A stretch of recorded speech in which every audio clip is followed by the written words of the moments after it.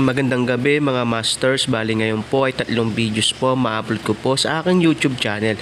Tama nga mga masters, 3 videos nga po ma-upload ko po. Yon, what's up mga masters? Nandito na naman tayo sa panibagong araw, panibagong kabanata na naman ang pagsasama-samahan natin ngayon guys.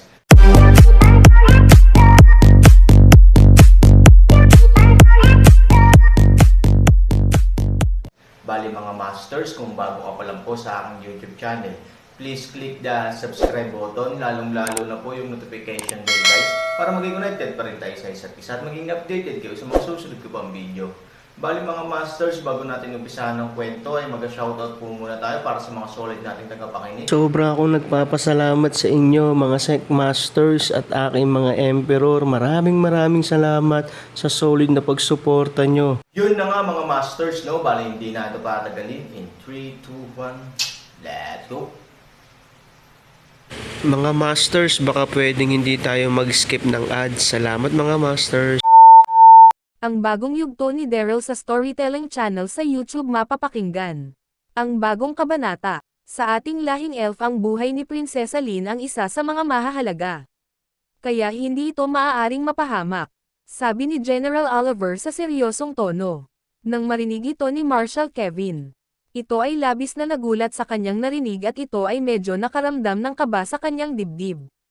At si Marshal Kevin ay nagsalita at sinabi, General, totoo ba ang lahat ng aking narinig sa iyo? Ang lakas na tinataglay ni Prinsesa Lin ngayon ay sobrang lakas na. Ngunit ito ay hindi pa sapat upang matalo natin ang mga nilalang na may gawa ng pagpaslang sa ating mga kalahi. At kahit na ipagsama pa ang lakas na tinataglay na mayroon si Haring Ken at ang lakas na mayroon tayo kasama ang lakas ng ating mga kasundaluhan, ay hindi pa rin ito sapat upang matalo ang mga nilalang na iyon. At dahil sa sinabi mo General Oliver ang mga nilalang na iyon ang lahi nila ay sobrang lakas na mga nilalang. Huwag mo sabihin ang mga nilalang na may gawa ng pagsalakay ay walang iba kundi ang lahi ng mga demonyo. Tama ba ako General, ang lahi ng mga demonyo ang may gawa ng lahat ng ito? At ang mismong kaharian ng mga demonyo ang nais puntahan ni Prinsesa Lin ngayon. Sabi ni Marshal Kevin. Nang marinig ito ni General Oliver ito ay nagsalita at sinabi, Marshal Kevin, tama ang lahat ng iyong narinig. Kahit na pagsama-samahin pa natin ang lakas na ating tinataglay ngayon. Na kahit na ang prinsesa ay may ganyan ng klaseng lakas na spiritual. Ito ay hindi pa rin sapat upang matalo natin ang mga nilalang na iyon. At Marshal Kevin, ang lahi ng mga demonyo ay walang kinalaman sa nangyari sa ating lahing elf. Hindi nagmula sa lahi ng demonyo ang sumalakay dito sa imperyo upang pagpapaslangin ang ating mga kalahi. Ang may gawa ng lahat ng ito ay nagmula sa ibang lahi. At ang lahi nito ay nagmula sa God's domain noon. Alam ko na alam mo na may kasakasama tayo sa mundo na ito na naninirahan na nagmula sa God's domain noon. At alam ko na narinig mo na ang tungkol sa mga nilalang na iyon. Ang mga nilalang na iyon ay tinatawag na barbarian. Ang mga natatanging nilalang na nabubuhay sa matagal na panahon na dating lubos na kaaway ng mga Diyos at hari sa God's domain. Sabi ni General Oliver kay Marshal Kevin. Nang marinig ito ni Marshal Kevin, ito ay labis na nagulat at ang tenga nito ay halos lumaki nang marinig niya ang bawat sinabi ni General Oliver. At si Marshal Kevin ay nagsalita at sinabi, Totoo ba General Oliver, ang mga magigiting na nilalang na nagmula noon sa God's domain na lahi ng barbarian? Ang may gawa ng lahat ng pagsalakay sa ating imperyo. At sila din ang may gawa ng pagpaslang sa libo-libong kasundaluhan ng ating lahing elf. Paano at bakit nila nagawa ang ganong pangyayari sa ating lahing elf? Ang mga nilalang na iyon na nagmula sa lahi ng barbarian ay mga matuwid na mga nilalang. At hindi gumagawa ng ikakapahamak ng ibang nilalang. Lalo kung wala naman itong ginagawang masama sa lahi nilang barbarian. Anong dahilan General Oliver kung bakit tayo sinalakay ng lahi ng barbarian? Kaya pala ganon na lang kadali sa mga nilalang na iyon na pasukin mismo ang ating imperyo. Para pagpapazlangin ang mga kasundaluhan na nandito sa loob ng imperyo. Dahil ang mga nilalang pala na iyon ay nagmula sa lahi ng barbarian. Bakit nila nagawa ang ganitong karumal-dumal na gawain sa ating lahing elf?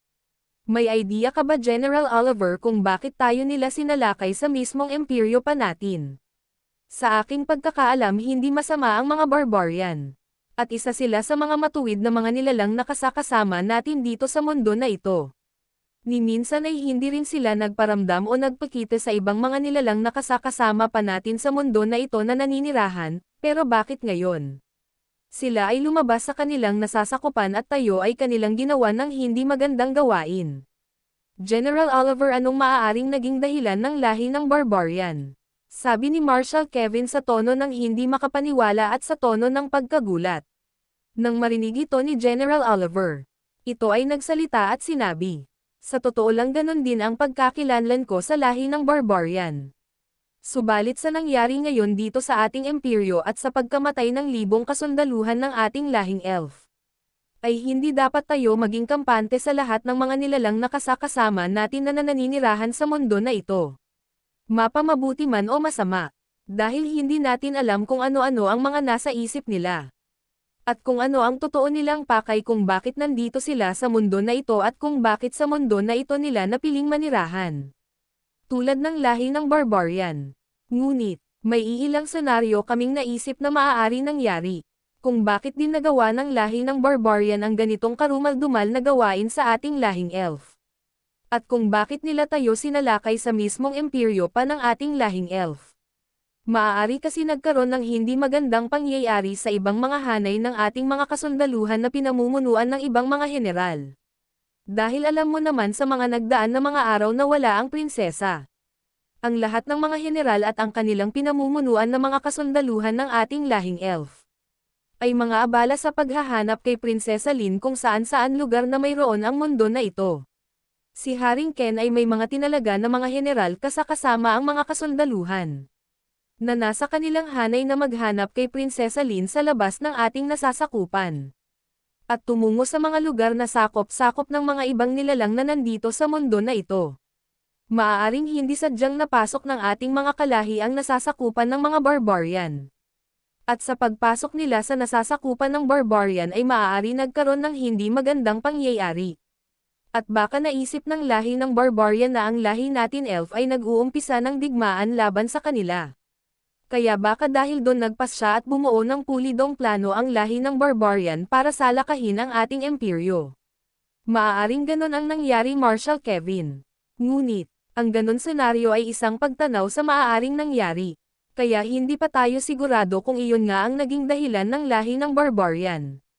Para gawin nila ang ganitong klaseng pag-atake sa ating lahing elf, kailangan malaman din natin kung may nakarating nga sa isa sa mga general kasama ang kanyang mga kasundaluhan sa lugar kung nasaan ang lahi ng barbarian. At kailangan din natin malaman kung sinong general ang namuno na magtungo roon. Ngayon na nandito na ang prinsesa at siya ay nakabalik na sa ating nasasakupan.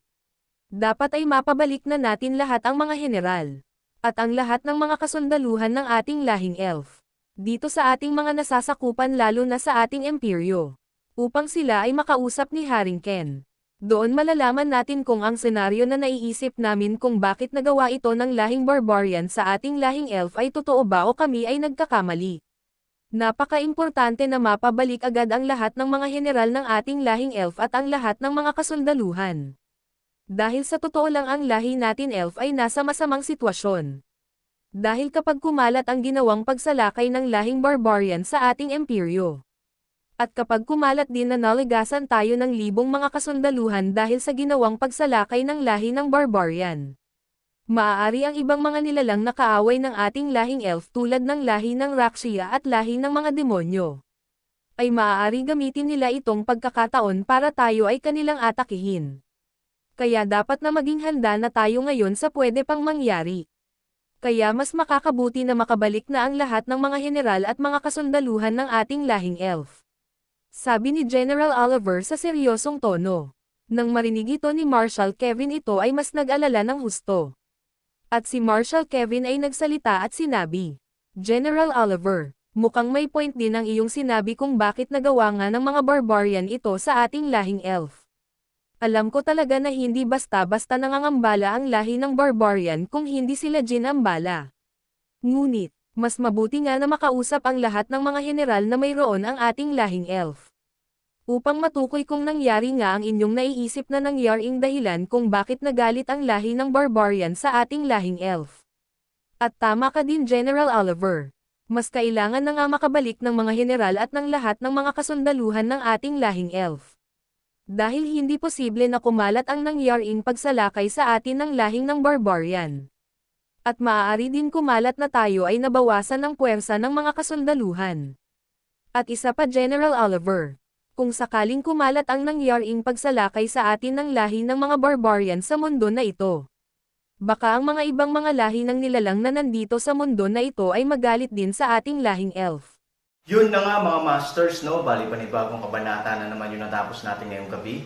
Muli, maraming salamat po talaga sa walang sawang suporta po sa aking YouTube channel na talagang inaabangan nyo po ang bawat upload ko po. Bali mga masters, magkita-kita ulit po tayo bukas ng gabi at ngayon po ay magpapaalam po muna tayo. Bali mga masters, bye-bye!